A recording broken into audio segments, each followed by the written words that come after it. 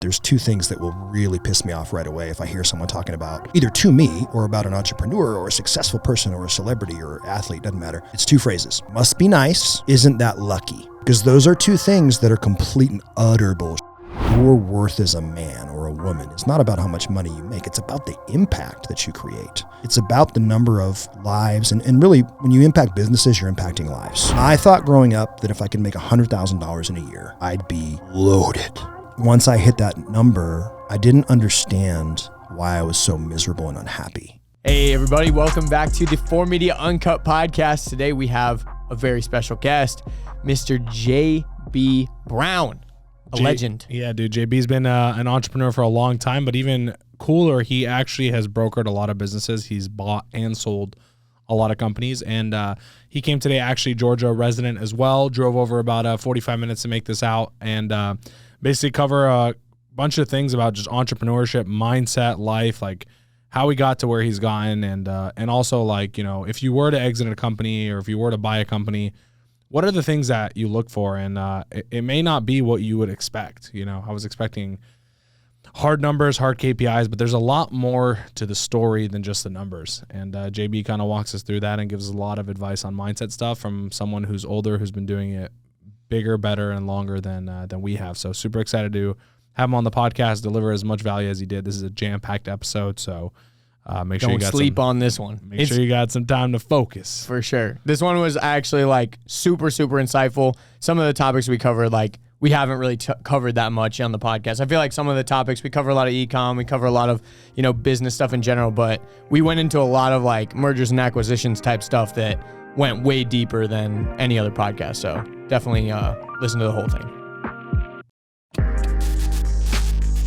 But I appreciate you joining us today. Yeah, man. I'm excited. Quick intro. You know, if you want to give us an intro, tell us who you are, what you do. Sure. For the people listening. And let's jump into how you even got here. Because I want to dive in. I want to spend some time today getting to M&A type stuff. Yeah. I know that's what you're actively doing right now. And I have a lot of questions myself.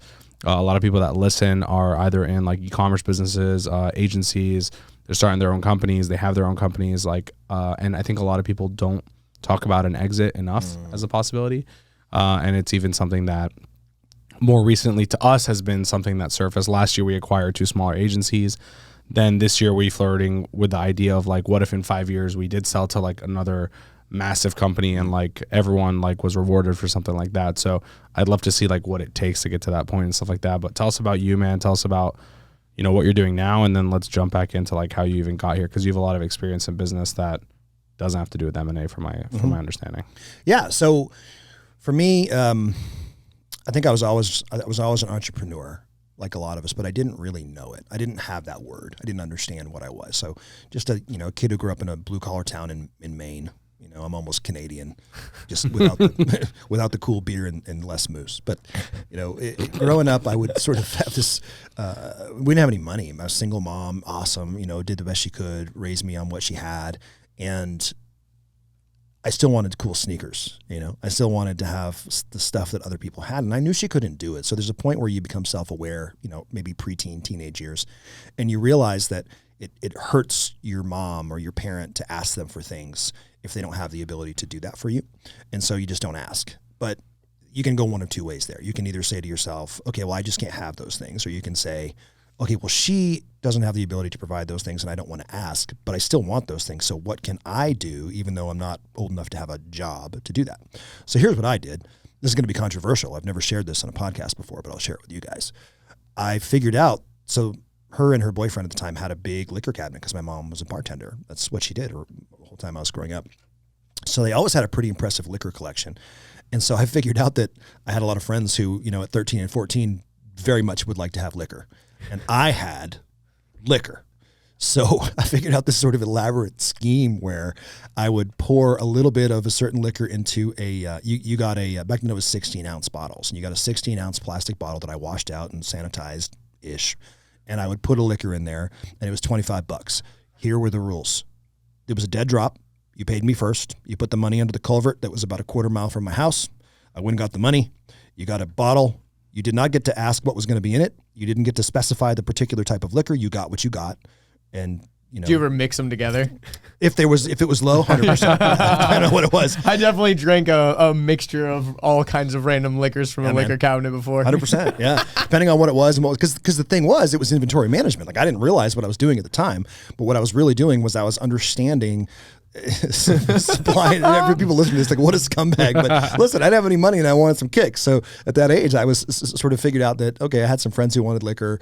They had discretionary income. I did not have discretionary income. I wanted their discretionary income. So what value could I bring to them at that age? Well, I could provide the liquor. So the thing was, I couldn't like take all of, Canadian Club or Jack Daniels. Sometimes you got Midori and that's just what you got. Sometimes, you got triple sec and it is what it is. Look, other times you got some schnapps, and schnapps is what you're drinking today. And I had to rotate it because so I would have to sort of pour a little bit of water in, but not too much to make it taste weird. And sometimes I had to add a little food coloring to make it so it wasn't obvious what was happening. So I did that for quite a while. And your mom and boyfriend were drinking watered down liquor. They never caught you though? No. Wow. So my mom only knew about that. I did mention it on it wasn't a podcast. It was like a private webinar that I was doing. And my mom got wind of it, and at the time I'm 40, and she was so pissed. And I'm 40 years old, and I'm just like, "Well, you." And my mom is partially disabled now, and she lives. We built we have a walkout here in Georgia and Atlanta, and we built a walkout basement for her, and she lives with us. So, literally, she lives under my roof, and like I cover everything for her to make sure she's good. And she was still so pissed, for me back then, and she got over it pretty quickly. And the funny thing was, I think in retrospect, she kind of chuckled at the ingenuity of it, but that's how I started. That was really, if I think back, I didn't think of it at the time. It was like this big thing that I was doing that I shouldn't have done, but that's how I got started in business. Is I started to figure out like, okay, there's a demand for something. I can meet it with some supply. And I was 13 when I was doing that. So, it wasn't crazy, and I had to limit it. I couldn't do too many. So there was also some scarcity built in, because if I had said, yeah, you 30 people want it, let's all do it, then I wouldn't have had any more customers. So I was like, no. I can do 2 or 3 max in a week. That's it. You got to get on a list. So I didn't even understand what I was doing. This is, 1993. And basically what I had was a continuity offer. And I was like, and if you prepay, you get a little bit of a discount. I love this. Yeah, so I'm 13 years old in the 90s, and I'm basically bootlegging liquor. So that's the thing that Al Capone and I have in common that I always tell people. So we both got our start as bootleggers. But I went a different direction. And so I went to college, first in 6 generations to go to college. And the only reason I did it, in retrospect, was because at that time in the 90s, that was the narrative, and I think we're a little bit still there today. And I have 3 kids, and I love talking about being a first gen or an entrepreneur, and how do you raise your kids and how do you get them to their own level of success in life, whatever that is. But it used to be college. You have to go to college. And so that's what it was. So I went to college. Thing is, I thought, because I didn't know anyone who had gone to college, I thought getting in was the goal. And so I didn't really think it through. So I got in, I took a year off, went and bartended on the beach between high school and college in Florida, had more fun. There are some stories that are just not appropriate for this podcast, but this is before I met my wife and all that. So I go to college, and my first year I joined this fraternity. And there's an entrepreneurial tie here. Which one? It was Kappa Delta Phi. It's like a moderate regional New England fraternity. And where were you at school? That was in Maine. So up in Maine still, where I met my wife. So I met her my freshman year, but like early, and then we start dating. But at the same time, I'm in this fraternity, and they used to throw these parties. Shocking, right? No way. I know. I mean, guys, this is some groundbreaking stuff that we're covering here. Fraternities throw parties. And the way that they would do it, I was looking at it, and was it fun? Sure. Was it profitable? No, not at all. And it grinded my gears that they were doing this, and they really were the parties everybody wanted to go to, but they were not profitable. And in fact, often they would lose money. And I was like, what are you doing? You have a captive audience here who has nowhere else to go. We're in Waterville, Maine, there's nothing to do there. There's 2 colleges. There's Colby College, which is really well known. And then there's Thomas College, which is the one that I went to, which is where you went if you had no chance of getting into Colby. And so what I started to figure out was, okay, we have a space problem. We can't get the number of heads in a room that we need to. So here's what we're going to do. And these were rooms that open to the outside, almost like old converted motels. Not all, but some of the dorms were open to the outside and open to a green area that was common. And so we had a row of like 6 brothers. I was like, here's what we're going to do. We're going to take every shred of furniture and everything out of this room that's the closest to the road, and we're going to stick it in all these other rooms. So we literally just have 4 walls. We're going to put all kinds of cool stuff up on the sides. We're going to put some lights up. So we just have this huge, long room. We're going to get 2 55-gallon buckets from Home Depot. We're going to fill them with ice and the cheapest liquor we can find. And then we're going to dump some Kool-Aid powder in there and some fruit. The classic jungle punch juice. bowl. Jungle punch, Jungle juice, ghetto right. punch, whatever you want to call it. Gosh, that shit fucked me up in college. That's exactly right. So Because there's not even a mixer. It's literally just powder. just and powder. fruit. We didn't even put water in it. Yeah, exactly. It was It's like not even watered down. Seagram's gin, 5 o'clock vodka, bunch of handles. It Yep. was, to be honest, my stomach just curled a little bit when I said that. No, my stomach hurts. I feel I feel a little bit violated just talking about it again. But it was that, and it was we would buy cases and cases and cases of Natty, and that's what it was. So you'd have one or the other, and you got yourself a drink ticket, you got yourself a cup. I had dudes back then. Remember, this is 2001. And I had dudes with Nokia phones with a thing stuck into the side with a little jack going to an earbud in the head like the Secret Service posted all over different parts of campus so that I knew if the heat was coming, if the RAs were coming, where the crowds were, that we could send people to be like, hey, there's a party up there right now. Like, we're running a special. If you want to get in, we can get you in. So I was running this thing like a promoter. I love this. From the jump. And that first party we ever had, I want to say we made like $1,700 profit. And it was at that moment that all those dudes in the fraternity were like, you're the president now. I'm like, this doesn't seem like a freshman should be the president, but they're like, it doesn't matter. Like, they like money. And also, of course, what did that do? That brought all kinds of girls and all this other stuff. So again, here's another sort of affirmation. And I would say in retrospect, like, if my son was doing this, would I be super pumped and proud of him? You would. Yeah, totally okay, I would. totally You would. I totally would. You But I would, totally in front of my wife, I'd be like, I don't know what he's doing. This is Dude, in front of my wife, I'd be like, this is very upsetting, babe. This is sick. disturbing, Degenerate behavior. This is totally inappropriate. But you gotta understand. You gotta his give him some ingenuity credit here, you know. yeah, totally. So my son would never do that because he's a rule follower. He did not get that from me. So it's very much his mom. So you start to figure out. And again, I don't have the word for it. I don't know that I'm an entrepreneur because I didn't grow up. I grew up in a mill town where either everybody worked at the mill and was in a union, or they worked at a restaurant or a store or something that supported the mill, or they were a fisherman. There was really nothing in between. And that's still to this day, it's very New England. And with a lot of those mills having now closed down, it's created a problem where there's no jobs. Yeah, you're just a hustler. You're just out there hustling. You're doing carpentry if that's what you can do. If you can paint floors, if you can wash cars, rake blueberries. You ever heard that phrase before? Rake blueberries. What? That's how blueberries get into your smoothie. So if they're from Maine, they're low bush blueberries, and there's a rake that looks like a giant dustpan with spikes sticking out of it.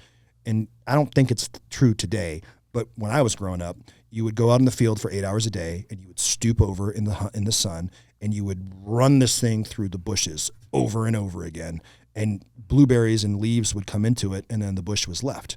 You would then dump it in a 5-gallon bucket, and it would take anywhere from, for me, I wasn't great at it, so it would take me 10 to 20 minutes to fill that bucket, and you get $2.60 every time you filled the bucket and you dumped it in. That's pretty solid. I mean, back then it wasn't terrible. What are the ones that grow in a bog? Cranberries. Cranberries. Yeah, and that's more Massachusetts, and they flood the bog. Man, you know how many times I tried to think through, because again, the ingenuity in me, I always had, even as a kid. And I'm like, is there not a way for us to just flood this and these things will float? Like, surely there's got to be. Now they have machines that just go along, and I'm like, wasn't that cute? That would have been lovely when I was busted my back. But Maine is, in a lot of New England states, I think it's the kind of place where you make ends meet the way you need to make ends meet. And I think when I look back, I was probably born with an entrepreneurial brain, but that work ethic and that we're going to figure out a way to get it done. We don't totally know how we're going to do it. We're going to build the plane as it's taking off. It set in. And while I was in college, I started working for a company called Enterprise Rent-A-Car. And Enterprise was an interesting spot because they didn't normally hire anybody full-time who was in college. You were like an intern. And that first summer, there was this sales contest where you could... if you sold, and what you were selling was, you ever rent a car and they try to ask you if you want the collision damage waiver, collision damage waiver. And so they're incentivized based upon the percentage of those that they close. That's how that business works. And so they were like, hey, at the end of the summer, whoever has the highest percentage of you 6 interns in New England, there was only 6 of us, you get a $1,500 scholarship. Listen, at that time in my life, $1,500 was big because I was paying my own way, and 100%. it was cash money they would give you. They grossed it up, Oh, so it was you cash. got to keep. Like they gave you $1,500 in an envelope, and then they paid whatever it cost to gross it up for your taxes and all that. Wow. So I'm looking around at the beginning of the summer, and we're sitting around a table like this in a conference room. It's not as nice as this, but there's me and the 5 other people. There's 1 lady and 5 dudes, and they're like $1,500. And I'm looking around, and I'm just like, that's my fucking money. You assholes don't have a chance. You don't know what you're dealing with here. And so sure enough, man, that first week, my close percentage was like 77%, and they had never seen that before. So they were like, yeah, we've had a few complaints with customers that you're just a little too aggressive. And so you're telling me I should be less successful and close less? And they're just like, well, no, I was really lucky though, because I had an incredible area manager who saw some talent, and he would come in and run interference. The branch manager was a lady who hated my guts because I was this super young, brash, aggressive guy with no emotional intelligence. Dude, so many times, man, if someone comes in with like energy, ambition, just like output, it like bothers people who are currently there because status quo. Yeah, exactly, because they've just set their own baseline of what output should look like. Like so many times, man, look at him like trying so hard. I'm like, what are you talking? Why the fuck are you not trying so hard?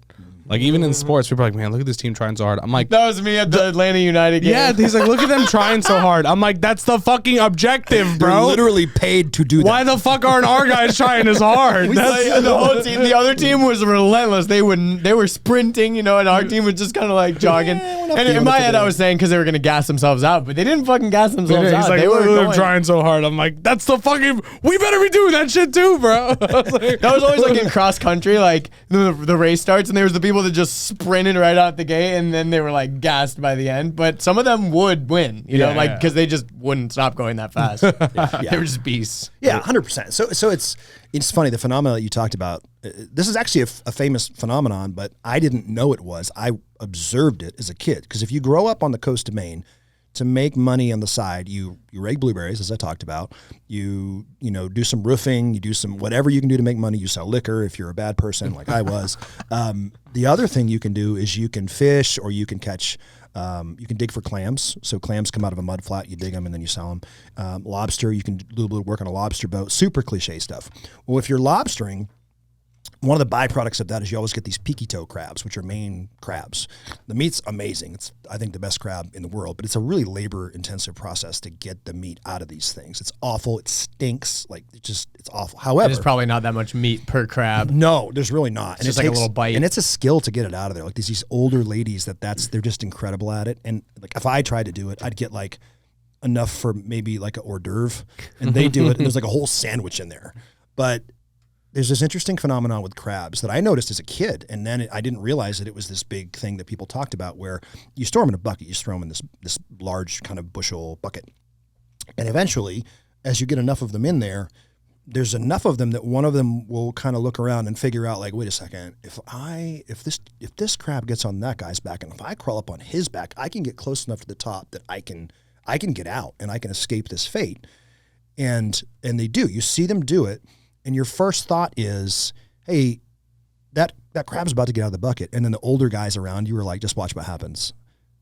And darn it, if when that crab gets just to the top and is about to get out, one of the other crabs will pull him back. It'll pull him back in because it's disrupting the status quo of what they're doing. And I always remembered, and that's the crab phenomenon, something that I learned later is a thing people talk about, but I remember as a kid looking at that and going, man, that's really messed up that like your own kind would try to withhold you from becoming whatever it was that you were meant to become. And so it's a lesson that stuck with me. And unfortunately, probably like yourself, Eddie, I've seen it happen over and over and over and over again. I've worked with organizations that range from, Main Street companies, probably like yourself, to a lot of digital marketers, agencies, all the way up to Fortune 10 companies. And the consistent thing that you see is that there are a lot of folks that exist and their entire existence is based upon protecting whatever it is that they have, whatever their status quo is. And anyone that threatens that in any way immediately becomes a problem. And there's this sort of attempt to undermine that person or that idea or that way of doing things. And if that person goes on to be successful anyway, here's what it sounds like. And these are the two things that, I'm a pretty chill guy, but there's two things that will really piss me off right away if I hear someone talking about either to me or about an entrepreneur or a successful person or a celebrity or athlete, doesn't matter. It's two phrases. Must be nice. Isn't that lucky? Because those are two things that are complete and utter bullshit. Is it nice to have success? Of course it is. But you weren't there for what looks like an overnight success story that only took me 20 years to make happen. Were you there when I was making decisions that most sane human beings wouldn't make? Of course not. Were you there when my family went without because I believed in a dream that I had and I was willing to kill myself to get that dream to become a reality? No, you would have tapped out then. Look me in the eye and I know you would have tapped out then.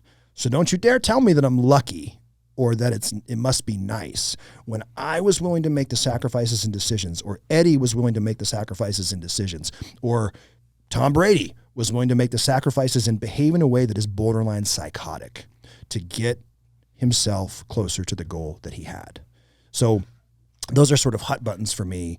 And it's why the reason that I ended up getting to mergers and acquisitions, to sort of tie that all in a bow, is I started buying and selling businesses. So I worked for corporations for a long time as a fixer, really. That's the best way I can describe it. My title changed, and half the time they just made it up. But I was a guy that when there was an expensive problem. We've done that as well. Yeah. I mean, when there's an expensive problem and nobody quite knows how to solve it because it's either a people problem, it's a leadership problem, it's a resource problem, it's a structure, strategy problem, whatever. It was always like, well, let's just send JB in there behind enemy lines like Rambo, and he can figure it out and then get the hell out before anybody knows he was there. And that's what I did. So I did that for companies like Intuitive Surgical, which is a surgical robotics company, Gilead, which is a big biotech, Bank of America. I did not enjoy that. Sorry, Bank of America. But these are very, very Byzantine corporate structures. And what I figured out was they would bring me in, and some of you are going to relate to this who are listening, who have been an employee. They would bring me in because my skill set, and my refreshing is the word that they would use. You know, my skill set was, it's like entrepreneurial, but within a bigger organization. This is exactly what we're looking for. You can come in and disrupt our thinking, and you can really bring us in a direction that we haven't been before. It's going to be amazing. And they believe that when they say it. And for a few times you believe it when they hire you. The problem with that is the nature of who that organization is incompatible with a true and pure entrepreneur, because the same thing that they believe was going to be refreshing and disruptive in a positive way to their business, which it could be, it's also going to make them immediately and deeply resent you for the fact that you do not partake in some of the unnecessary status quo things. You know, no, I'm not getting on that meeting because I don't see a clear value or reason why it's happening. No, I didn't respond to that email because there was no call to action. I didn't really understand what you were wanting other than just to speak that you existed. That's a complete waste of my time, and I am now dumber for having read it. Thank you for that. So, and then you deal with middle management whose sole function, nobody really knows. It seems to be to justify their own existence by creating busy work for other people that was really not necessary in the first place in the context of what the organizational goals were. So it always just led to this sort of weird situation where they were hot and heavy and they would hire me and they would love the results I would get, but deep down hate my guts and just dislike me. And it sort the leadership that brought you on in the first place, or the people that you were working with on the day? Always the mid-level managers.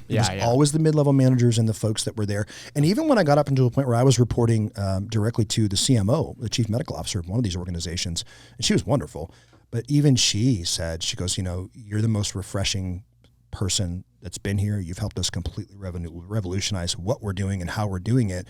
But you've created such upheaval in a very process-bound organization that it's going to be difficult for you to stay here because you were the exact change agent that we needed.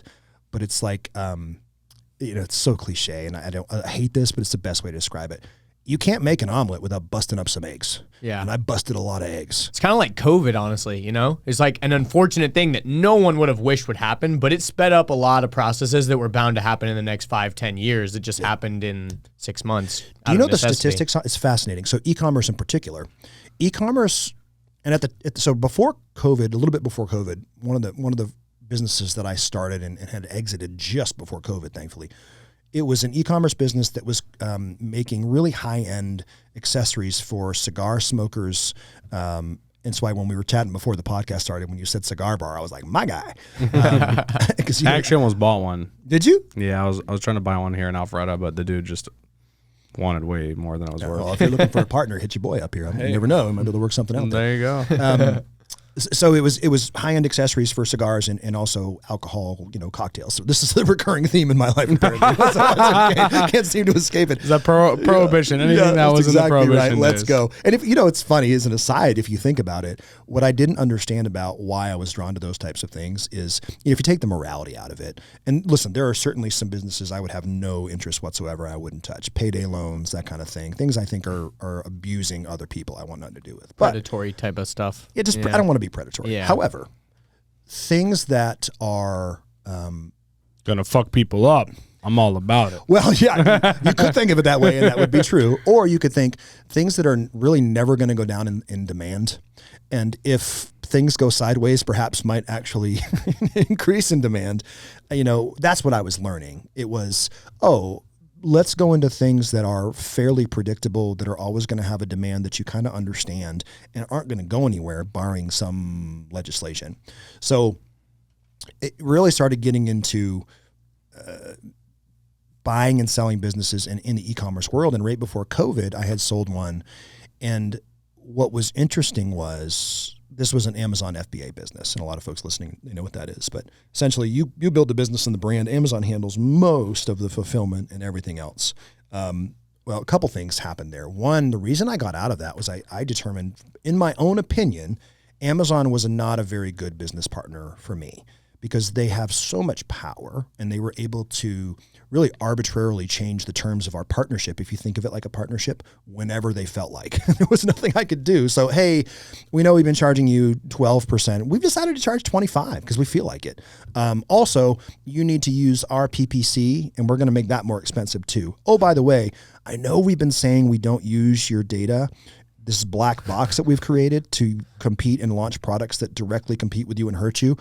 But we are. And there's nothing you can do about it. Until they went in front of Congress, and then that started to get a little dicey for them. But so what a lot of folks don't know is that COVID, despite all the awful things that came from it, and that's a whole tangent we could go on another way where it's so regretful what happened to so many folks. But e-commerce in particular, if you looked at the trajectory that it was on, it grew in 1 year as much as it should have grown in 11.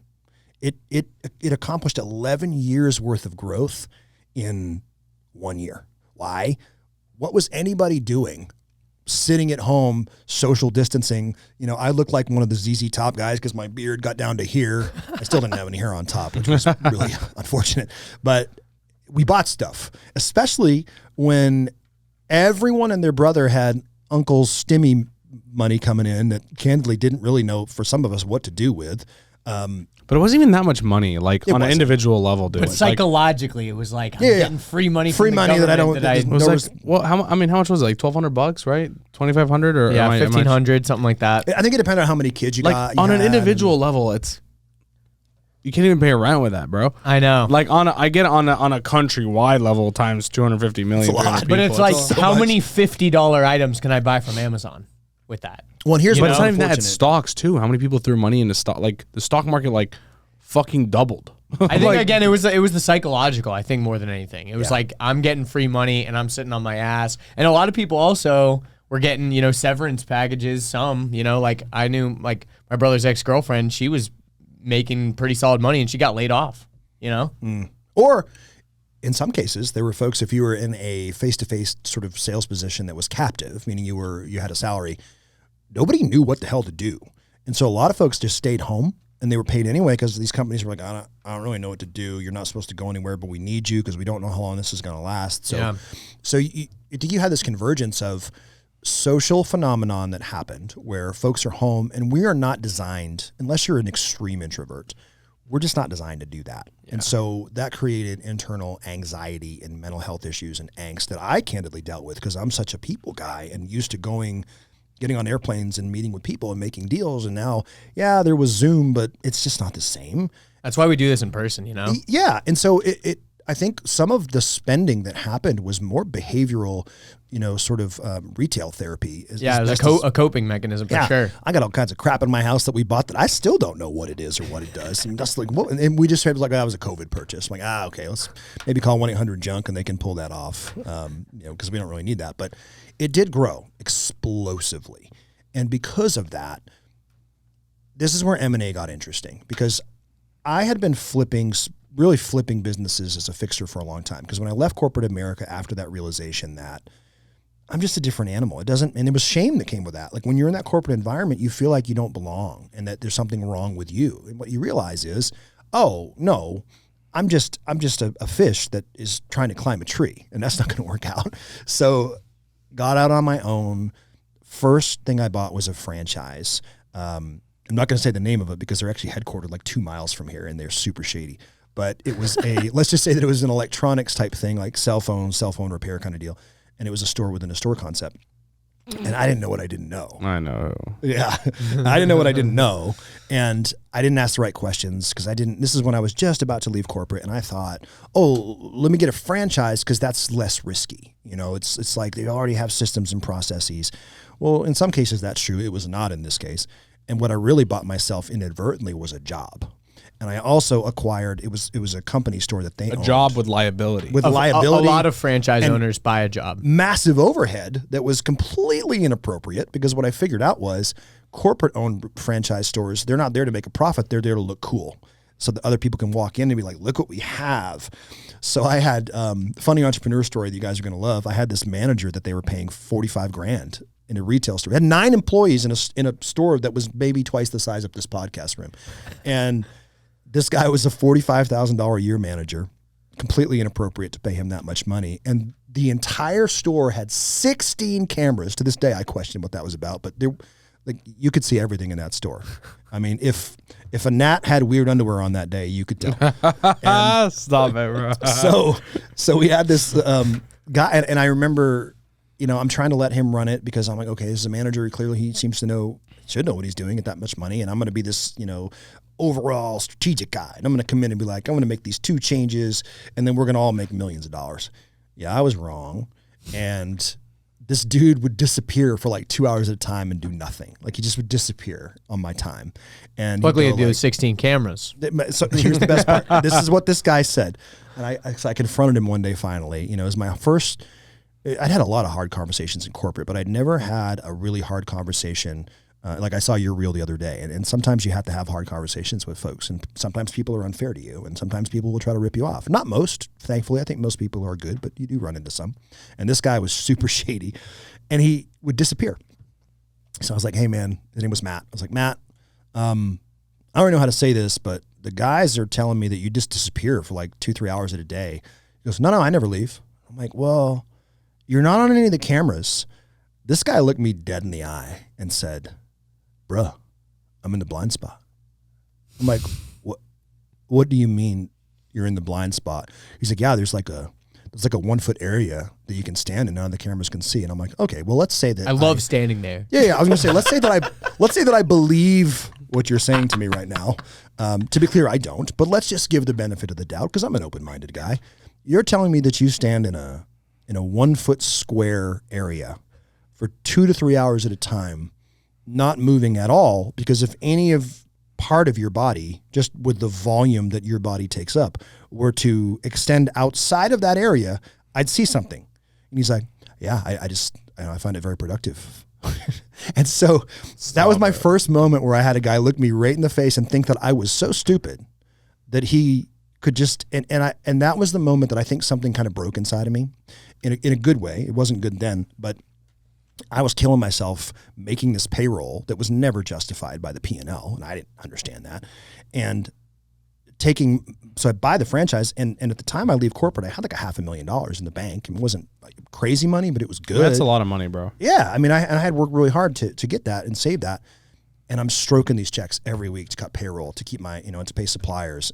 And then a couple things happened. You had this weird shortage in materials in China. So the screens that we were replacing went from costing like $22 to costing $110. Well, we were only charging $99 to replace the darn thing. And they had sold a bunch of these shady insurance products, that, if you pay us $150, we'll replace your screen for free as long as whatever. Well, I didn't get any of that revenue on the front end, but I had to fulfill it after the sale. Way. Yeah, it was a terrible No contract, way, terrible contract. What? That I didn't understand.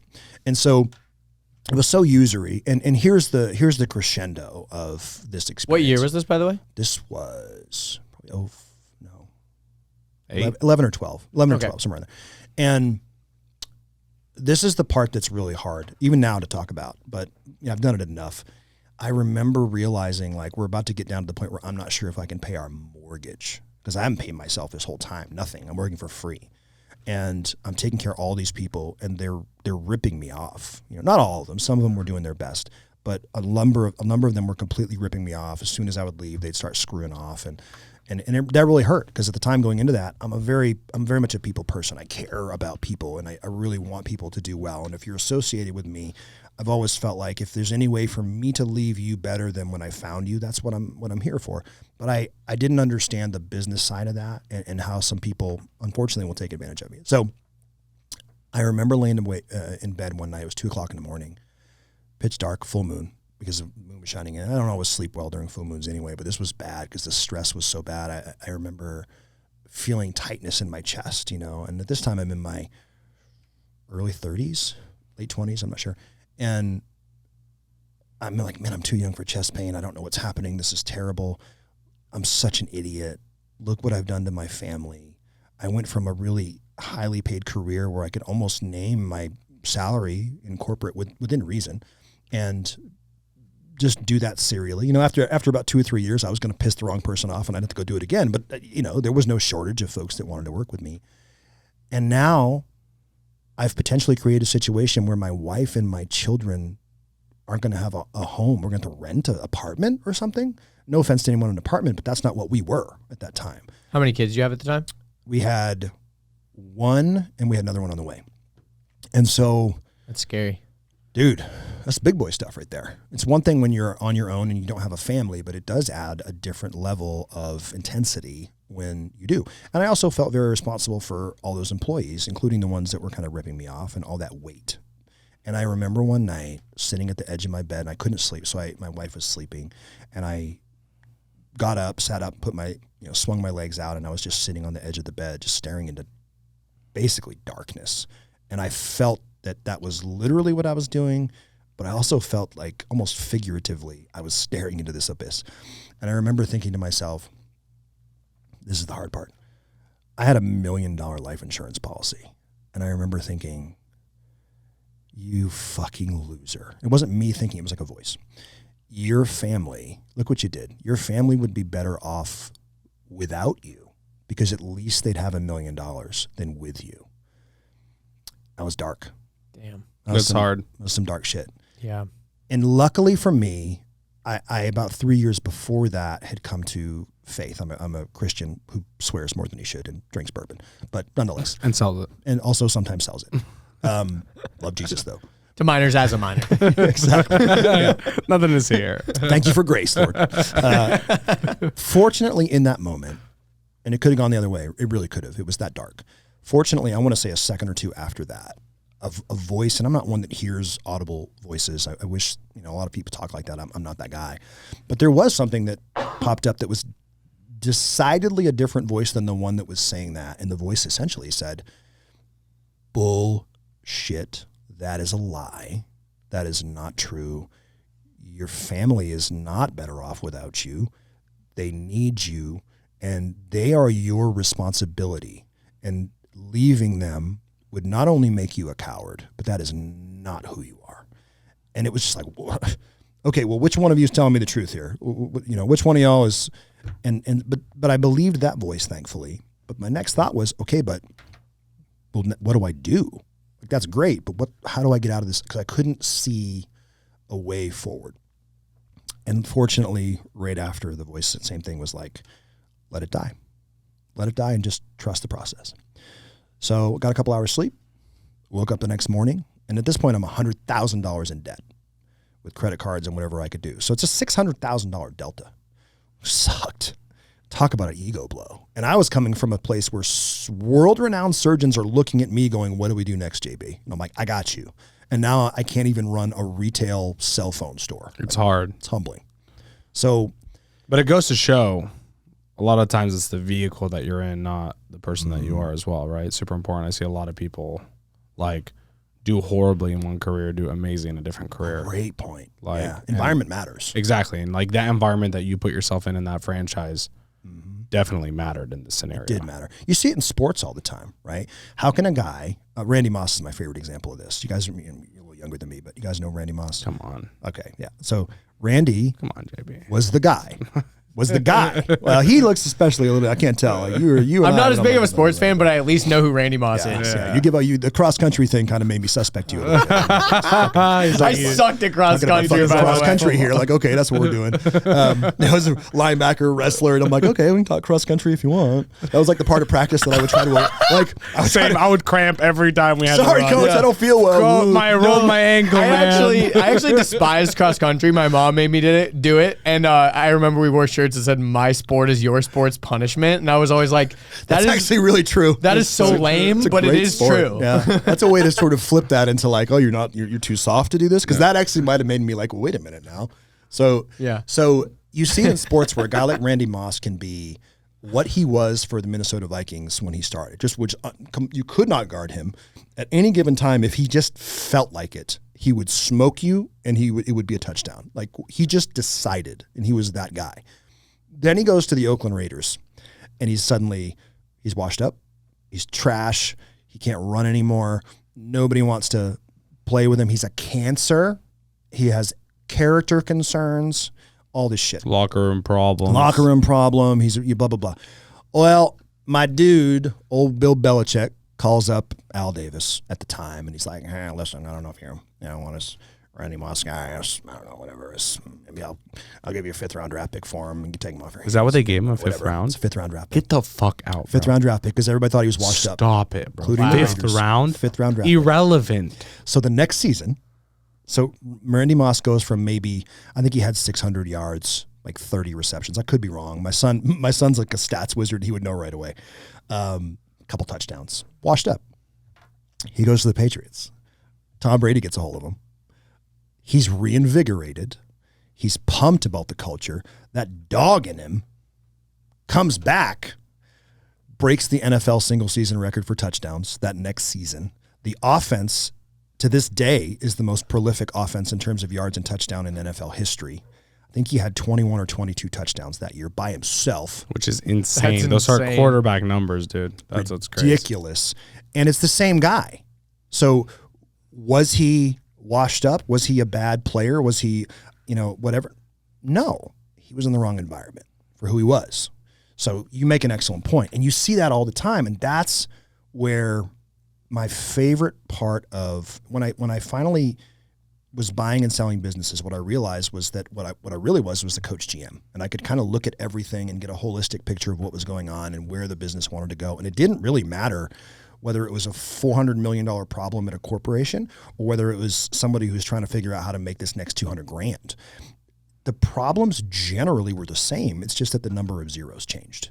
And so if you can understand what are we trying to do, what are the resources we have, who's on the bus, do we have gaps there and fill them, that's where it kind of gets fun. And then M&A is just, it's sort of this, it's that on steroids, because you're doing it serially with multiple businesses, and you get to have these awesome conversations with folks across multiple industries, and you notice really the similarities, that everyone I know who's either a founder or an owner, or even a partner, but is at that high level, every single one of them at times will tell you the same thing privately if they trust you, including me, which is, it can be kind of lonely. I don't really have a lot of people to talk to you about some of these things, because you certainly can't talk to your employees about some of this stuff, the kind of ways that you have to think, the personal mental journey that you have to go through that is not always fun. And the friendships that you build, if you're not cautious, can be a little superficial. If you don't have folks that were there with you from the beginning, you never really know, are they here because of me, or are they here because they saw my Instagram reel and my Lambo, and they want to be cool and they want to be around me. And so my favorite part of being the guy that gets to help folks think about an exit, prepare for an exit, and execute an exit, or think about an acquisition or a roll-up or a strategic growth, to just sort of be able to be that guy that's just on the team and can be both the advisor to make sure that we're making good strategic and structural decisions to achieve whatever the goal is, but also to be able to speak into the human piece of it. That's like, hey, it's going to be okay. This is normal. This is a normal part of the process. We don't need to freak out because this happens every time. There's always, every deal that I've ever closed looks 6 or 7 times before it closes like it's going to fall apart. Every single one of them, every single time, because there's always quirky things in each business that the eventual acquirer doesn't entirely understand or hasn't seen. And then you have personalities that get involved, and sometimes those personalities clash a little bit, or you can have obviously competing agendas. And so the best part of mergers and acquisitions for me, and why I ended up getting into it, I had said no so many times to folks who wanted me to help sell their business or to acquire one, because I didn't like brokers, and I still don't. And I own a brokerage. And the reason was, most brokers are not good. They're not. And their agenda, either they've never run a P&L, which to me is a problem. If you're helping people with mergers and acquisitions in one of the most important, largest transactions of their life, or at least a significant one, and you yourself have never run a P&L or been responsible and sat in that seat and know what the stakes are and how much stress comes with that and how much responsibility and the level of responsibility you have, it's very difficult for you to give good advice or to understand what happens to people in those moments. And you can't lead it's very difficult, I think, to lead someone through something that you yourself have never done and don't understand. Not impossible, but hard. So that's how I ended up kind of getting into M&A. It was accident. I'm like the Forrest Gump of business. Like I just keep running into shit and it's a problem, and I solve the problem, and I meet cool people and they're like, hey, can you help us do that? And I'm like, yeah, I think I can do that. And then I figure it out and I help them do it. And the next thing you know, hey, I know that you can sell bananas, but could you work on a Ford for me? Yeah, sure. That's actually not literally true. You don't want me working on anything, but it's an illustration of, I'm just a really good problem solver, and I really deeply care about the human beings that are involved. And because I'm at the point in my career where I am, I don't have to work with people that I don't like, and I don't. If I don't like and respect you, I don't really care how much money is involved in the deal. I'm not going to do it because I know that it's not going to be worth it in the end for me. And more importantly, money and revenue and income are measurements of value given. That's what they are. And it's going to be hard for me to give you maximum value if I don't like or respect you. That makes sense? Totally. Yeah. So question for you. So on the mergers and acquisitions side, right now you're CEO of Deal Flow Brokerage, right?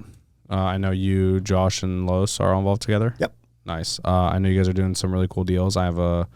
We have clients that are currently in active deals with you guys too. So super excited about that. So I have a couple questions for you on the actual M&A side of things. So Sure. Number one, I always hear like the best time to exit is when you're basically doing the best, essentially, which is also the hardest time to exit, right? Because I worked so hard, I put so much effort into this company. Finally, I'm taking a buck home, and it's worth my time and all this effort that I put in for 10 years. But then it's like, but it's also the best time to exit. Why would someone want to exit? I mean, I have my own answers, but I'd love to hear from you, because I'm sure part of your process, not everyone just comes to you. They're like, hey, I want someone to buy my company, or I want to buy another company. It's partly like, hey, have you ever considered this? Mm-hmm. No. Why would I consider that? Well, I mean, think about it this way. You know what I mean? So like, what are those things that come to mind that justify selling, especially at a point in someone's company where they feel like they're doing the best and they finally got to that point? Yeah, great question. So this is a really deep and complex issue, and it really, I wish that I could tell you that the simple answer is it has all to do with numbers. It actually has very little to do with numbers in my experience and in the way that I and Deal Flow approach business. It's all about the person. It's about the founder and it's about the owner. And the answer that I would give you for whether it's the right time to sell your business and if it makes sense for you is not necessarily the same as the answer I would give somebody who has a nearly identical business but isn't you, because it has everything to do with you and who you are. So that's the personal side of it. So what does that mean? Oftentimes when somebody calls me, either they think they want to sell their business, and I'll sort of go through this process that I go through and ask them a series of questions that I like to ask around who they are, their lifestyle, what they like to do, what they wish that they like to do, or wish that they could do.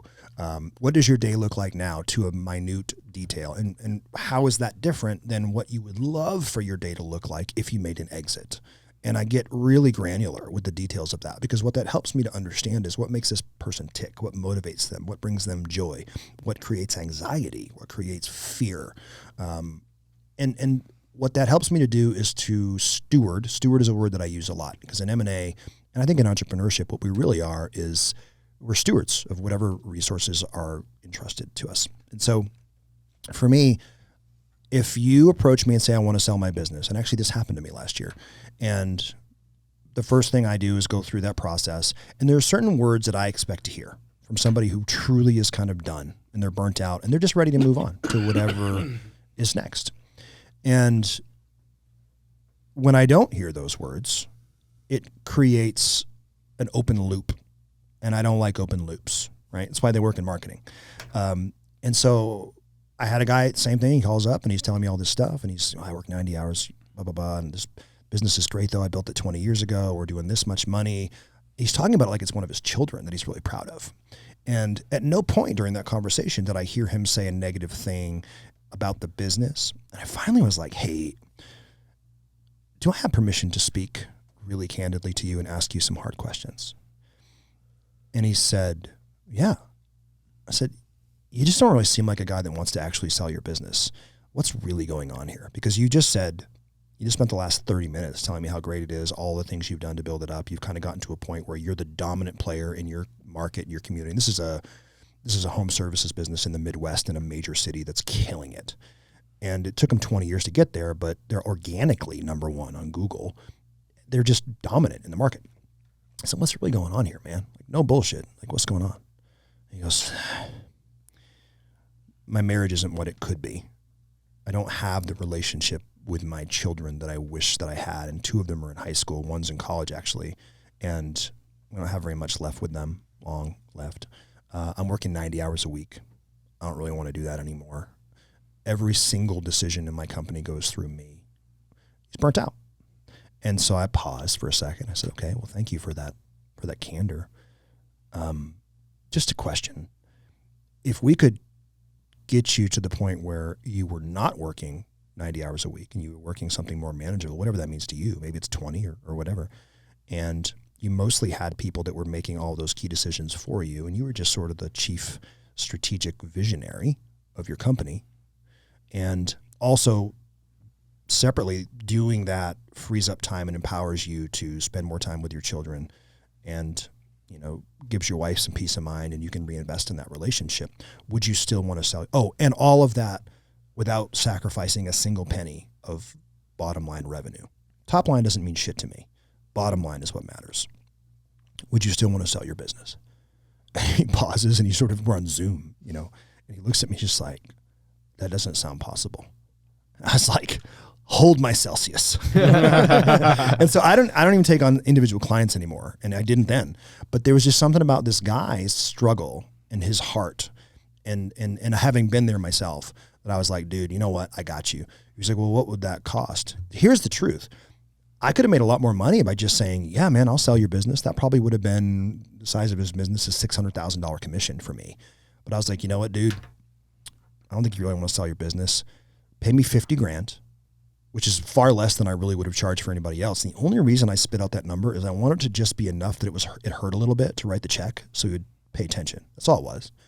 And so he's like, okay, well, how long is this going to take? It sounds amazing. Is this even possible? And I said, well, that depends.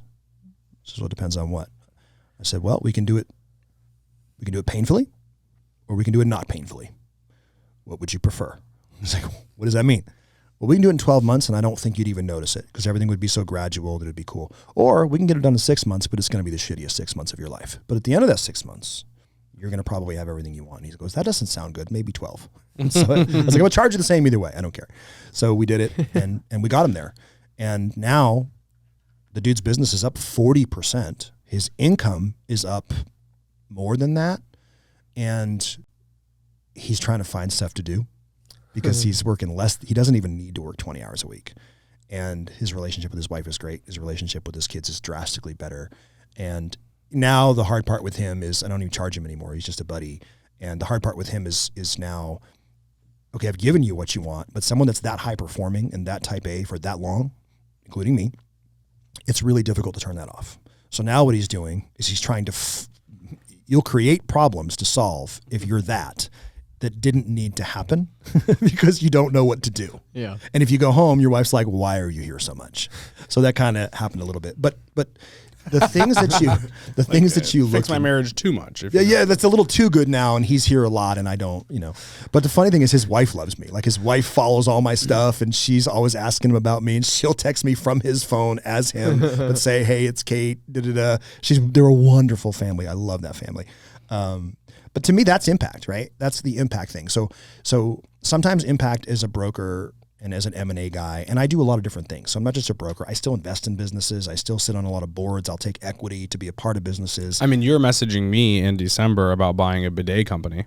Yeah, absolutely. And we were going through the books together, and we were trying to poke holes in it and try to figure out what that looks like. Literally was going to get into the shit business. Yeah. It's a good business. It's a good business to good get business. into. And those are the kind of stuff that I never know. Like I get opportunities all the time. I would say 95% of the time, I say no, just because I'm very particular. I know exactly what I'm good at, exactly the value that I can bring. And if I can't bring clear, concise value within the parameters of me still being the husband, friend, and father that I want to be, I don't want to do it. I'm just going to say no, best of luck. Sometimes I'll refer that stuff out to other people.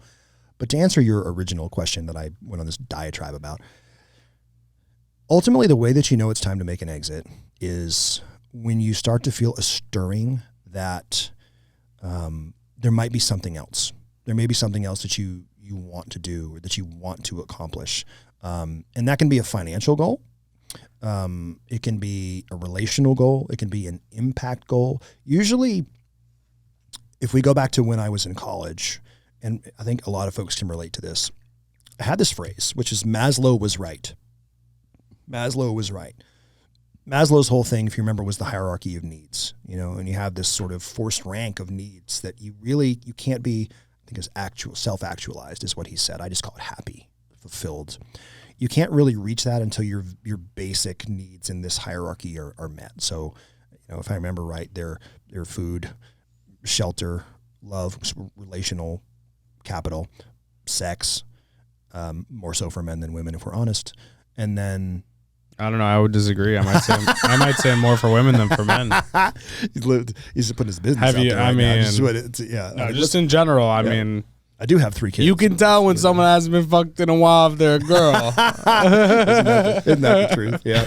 Well, I would say the same thing goes both ways, to be honest with you. I'm not going to lie. There are times, especially when you have little kids, that as a dude, you're walking around and you're just like, everything's fine, and you're just ripping up tables. But, that's just real life. But, yeah, I mean, to your point, it's sort of one of those deals where, depending upon your role in Maslow's hierarchy of needs, or your status there, here's what can happen. If you start off with very little, which most of us did, not all, but most.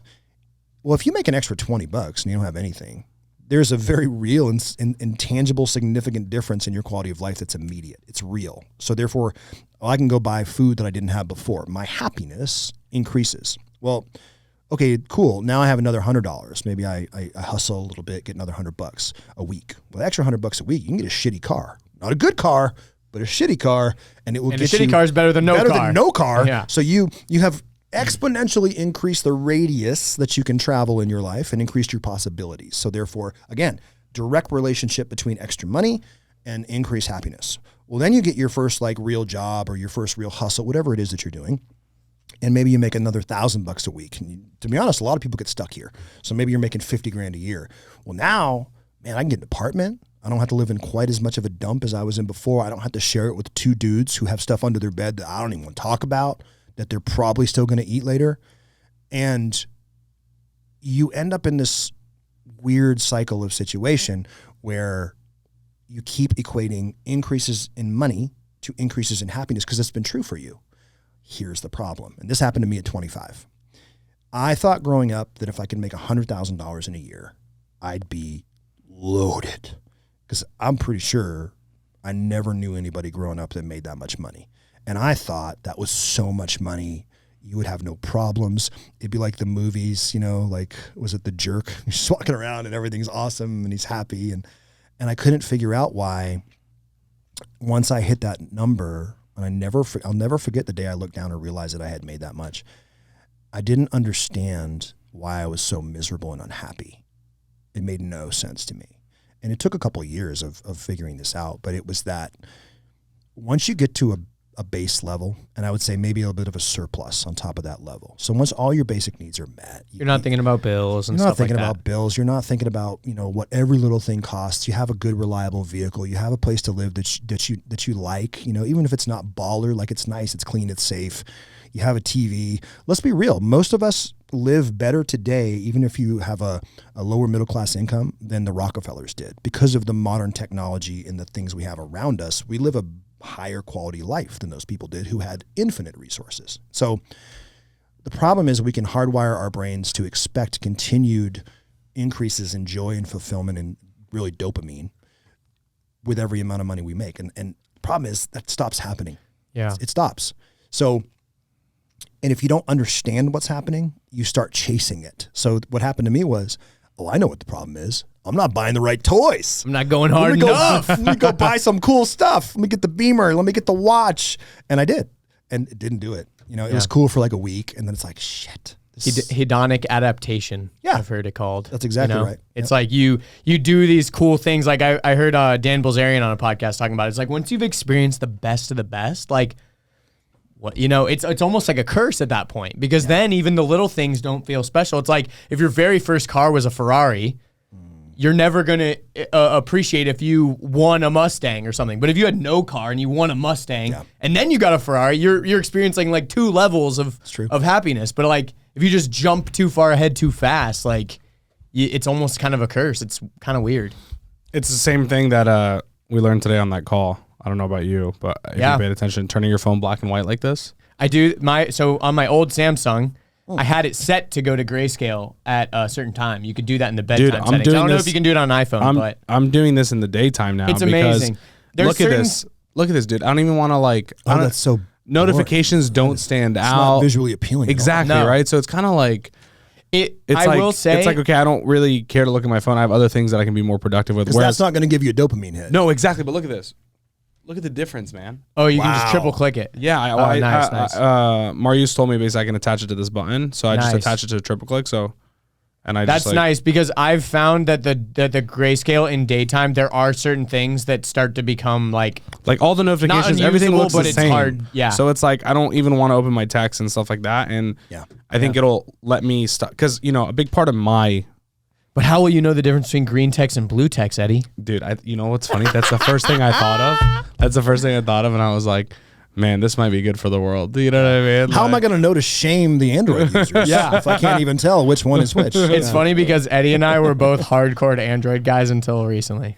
No, we still are. True. We shit on this phone every day. But we use them. We had a 30-minute rant today about this phone. You're not how wrong. much we hate it. But I got the small one on purpose because I kind of because you run cross country. I got the mini.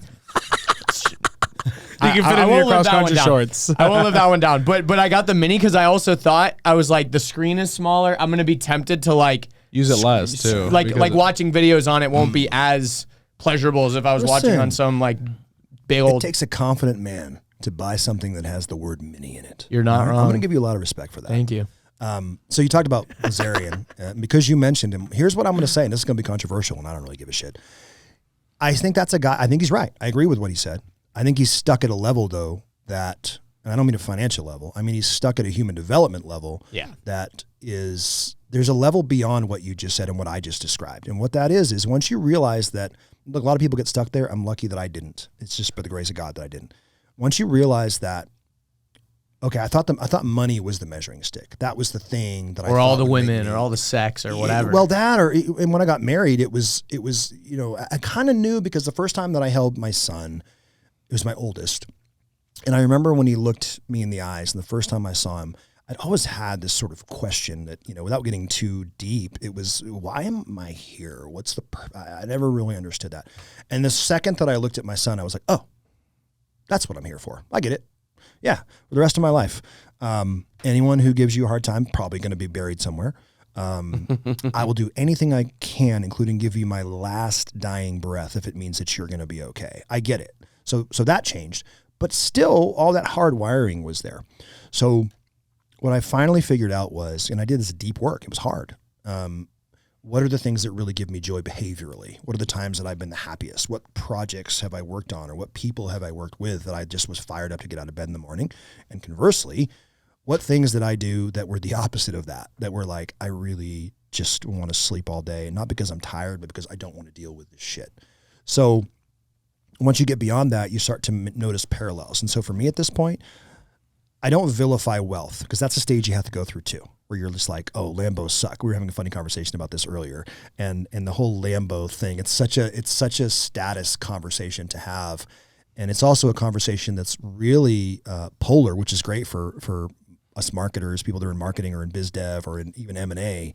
It's a great conversation because you piss people off. And when you piss people off, you get views. We know how that works. But the reality is, here's my belief, and I said this to you before we started, but this is honestly the truth. It's been true for me. Things like that, like a Lamborghini or a great house or a lake house or a great vacation or whatever that means to you. Maybe it's just a car that's nicer than you've ever had. Any of those things. Maybe it's just a nice dinner. A great dinner, a steak, whatever it is. Those things purchased in celebration of abundance are beautiful. They're awesome. Those things purchased in service of a perceived void that you're trying to fill, or to support an identity that you don't believe in yourself. Well, that's toxic. It's the same behavior, but two different motivations behind it. When you get to a point where you realize that your worth as a man or a woman is not about how much money you make, it's about the impact that you create. It's about the number of lives, and really, when you impact businesses, you're impacting lives, no matter what way you slice that. When you make a positive impact in business, I have always believed that business drives our whole world, because we provide jobs. Jobs provide revenue. Revenue provides food on the table at its basic level.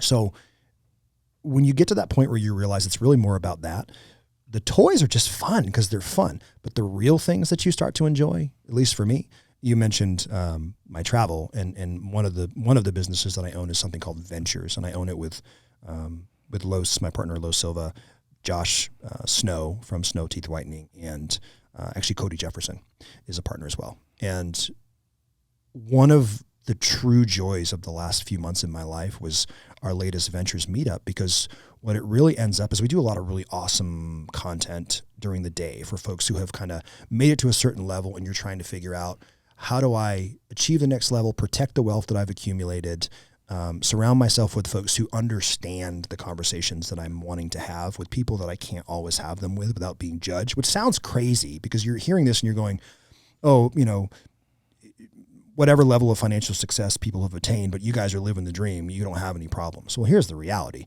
Heavy lies the fucking head that wears the crown. That's the truth. And there's not a lot of people that understand that and understand the types of conversations. So no, I can't have a conversation with someone who's struggling to pay their bills, making $50,000 a year. I can relate to them as a man. I can relate to them as a father, as a husband. Sure, every day. Can they relate to me, or can I relate to them as someone who has very different financial responsibilities and wherewithal? No, I can't. So when I get joy now, it's not from a purchase. Those are just fun things. Joy and fulfillment comes from me sitting around a pool after we did our content with 7 or 8 other dudes who are doing the same thing at the same level of life, going through the same challenges, just talking real stuff about what it means to be a leader that makes the impact that we need to make, what it means to also be the father that we want to be, to create the legacy that we want to create, while still trying to not be a piece of shit husband if we can, varying levels of success with that one. Those are the things when you have a cocktail, if that's what you do. Yeah, we're back to booze again. You found a way. It's a trend, but it's the truth. You're sitting around having a cocktail and it's sunset and it's Paradise Valley and there's a pool and you're sitting around with a bunch of dudes over a fire and you're just talking real stuff and people are sharing their heart. That's the stuff, that experience that I would give any of my creature comforts up for, with the exception of my Keurig. I'm not going to give that up because I really like coffee and I like it quickly. But those are the things that I think a guy like Blazarian, and I don't know him, but when I look at his life, and I only know it on social, and we all know social is bullshit. But when I look at the life of a guy like that, I actually wish I did know him, because I'm sort of a guy that I bet you two would get along, dude. Well, other alpha dudes usually are going to call me privately when something's going on, because I'm not easily intimidated. I'll speak truth to power. I truly care about people. And the thing that I would say, based only upon what I know about him, and he's not the only one, but someone on it is like, what void are you trying to fill, and why? And let's talk about that. Cody's better at that than me. Cody's actually incredible. Cody's the guy that I would call. I'd love to sit on a conversation with Cody Jefferson and Dan Blazarian. That would be epic. Wouldn't that be fascinating to hear? That would be epic. Cody, shout out to you, man. Maybe we should make that happen. That would be a very compelling podcast if we could get that to happen. But yeah, so all that to say, what you have to answer in order to really answer the question of if it's time to exit, is who are you? We brought that one back. Who are you? And what do you want to do? What matters to Eddie in terms of what do you want your life to be like? Because yes, there's a monetary component to it. And where people get stuck sometimes, just had this conversation this morning with somebody who they're really stuck with the idea, especially if you're in e-commerce or you're in agency space, and there's a few others that are really highly impacted by this. The multiple that you could have gotten 2 years ago is not the multiple that you can get today. It's not. There was an artificial environment created by a black swan event in certain spaces that made multiples unrealistically high, but people were paying them, especially aggregators in the e-com space. Well, those days are gone. They are not coming back. And what this gentleman, and it's a very common belief, so I don't mean to pick on him. What he said was, man, I feel like I want to exit because I'm burnt out. I don't want to do it anymore. And there's other things I'd like to do, but I want what I could have gotten 2 years ago. I was like, well, then I love you, man, but you should have sold 2 years ago, because you're not going to get that today. He's like, well, yeah, but that's a lot of money left on the table. I said, true, in theory, but it's all paper. And here's what I would encourage you to think about. You've just painted a really vivid picture about your next venture and how excited you are about that. And your face lit up when you talked about it. And candidly, it's a good idea. And if it was a dog shit idea, I would have told you, but it's a really great idea that he had. And it's got legs. I said, what you really need to do is to not compare the exit of your business to what it was worth here and the opportunity cost, like the delta between what you could have made here and what you're going to make today. That's not the number that matters. The number that really matters is if you value this business today, what I could get you right now for this business, and the capital that I could get you to then redeploy into this thing. And time. And your time. You really need to compare this and this. You need to compare what you're doing now with what you could be doing and decide, and there's no wrong answer, but you have to decide which one of those in the next 5 years is a better bet for you. And when I said that, he was like, oh shit, you're right. This is going to make me a lot more money if I go and do this and have the time to really invest. I'm like, well, then this is just sunk cost, man. Just get rid of it, take the money, and go do the thing that you want to do in the first place. So the opportunity cost piece is what a lot of folks get stuck on. So for you, when it's time to make an exit, those are the kinds of things that I ask that I think a lot of brokers, because they tend to be very transactional in nature. And at heart, I'm a business guy and a leadership guy. So what I really care about is, well, I don't know if it makes sense. Let's have a conversation about you as a man or you as a woman and decide, does it make sense for you? Because what makes sense for the two of you, if you guys had the same exact business and you came to me, I might not give you the same advice, because it really depends more upon what your goals are and what you want to do. And what the opportunity cost is. 100%. Look, opportunity cost is probably one of the principles that I see so many people fail at understanding in life. And I'm a very logically minded person. So sometimes too logical. Like my wife wants me to be emotional about something. I'm like, why are we even stressed? Like, this is it. I'm just like, could you just accept my... Los is very shed much one like tear. That. Los is very much like that. Yeah. He's like, wait, just listen to me. Like, fuck whatever your logical solution is. I'm like, okay, but this is what we're going to do at the end. It's like if you have a dog, the problem with that in your personal life, sometimes it really can work very well in business. But if that's also who you are in your personal life, an example of this would be your wife saying, hey, I noticed that Fido is starting to limp a little bit, and He doesn't seem to have as good of a vision. And what she's really saying is, help me process through the fact that we have this member of our family that's aging and we only have so much time with them left, and there's emotional pieces to that. And someone who's super high fact and high black and white and very high data is going to say, yeah, statistically speaking, he's probably got 7 or 8 months to live. We should probably mentally prepare ourselves for like all the things we're going to do, like how we're going to cremate him, where we're going to put the dead body. And she's just looking at you with horror going, what is wrong with you? And that's just the way that your brain works. If that's the way that you are. So, I get it. I'm like somewhere in between. Yeah. And sometimes, I can trigger it either way, but I usually can't really fully go to the emotional side. It's like very, like I can count them on like 2 hands, the times in my life where I've gone like 100% emotional, no logic, because I'm so logical. Like even when I am emotional, I'm very logical in my emotions, and I'm like trying to control them and understand them on a neutral standpoint. What does this mean? I feel like the times where I've seen you have that battle is when you know that we need to let someone go or fire someone, but like you like them as a person. That's hard. That's really hard. Brutal. That's the shittiest part of being in the business world. Is there have been folks I've had to let go that I loved. There have been folks I hated that I needed to keep. Yeah. It's a weird situation. Yeah. There's been plenty of folks that I can think of that I could not stand. And because they played a key role and I didn't have anyone to, immediately take up that slack, I had to keep them. And that really chaps my tail. But it's the reality. That's chaps my tail. I love what it is. These main quotes are killing me today, bro. But so what I was saying about opportunity cost, for sure. I see so many people, and this is just a lesson for people listening, like they sacrifice future opportunity costs at the expense of past opportunity loss in a way. So like I buy a stock at $100, it goes down to 85 example. I know if I just took my $15 loss, 15%, and took it and put it in another stock that would double in the next 2 years. Yeah. It outweighs my 80 going back and doubling on this side. Yep. Or even just going back to your 100. Exactly. To just make you feel better. But I'm so attached to that loss. It's a sunk cost bias is what it is. Yep. That's exactly and dude, and I'll tell you. Dangerous for investors too, like professional traders. 100%, because it could go the other way too. But here's the thing, like so many people go through life not understanding that principle. Yeah. And they live their life way too safe because of that, because they're attached to past losses, and it's just like, I always have to get back to that point. I just want to get back to that point, and then like you miss on everything here that's right in front of you because you're just always looking in this rear view mirror of like, I need to get back there. Yeah. And it can make you too risk averse. And the challenge is, in my experience, like, can you be successful if you're a person who avoids risk at all costs? Yeah, you can. You'll be the exception, and it will take you unequivocally much, much longer than it would take somebody else. The most successful people I know, and I don't mean to say be an idiot, but you fail forward in business. That's what it is. It's a game of, it's just like baseball, right? I coach youth baseball. As soon as I leave here, I'm actually going to go coach a baseball game. And baseball is a game of failure. If you really think about it, it's a game of failure. Because statistically, you're going to strike out. You are going to fail. You're going to probably throw far less strikes than you do balls. You're going to, if you're a batter and you're incredible, you're going to fail 80%. Yeah, I was going to say, you're probably 70, 80% of the time you're going to fail, even if you're the best of the best.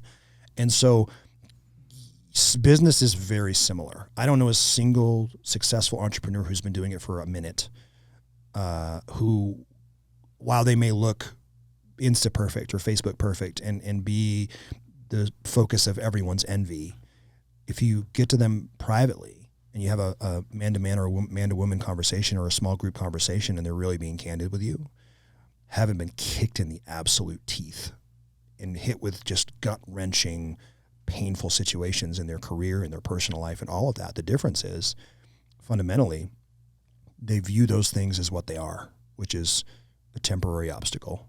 And there's it embedded in all of us, I think, that choose to do this. Somewhere in the DNA, there's an optimism that is, it's irrational. It really is. It's irrational to continue on in the face of some of the things that we go through. But every successful person I know has it.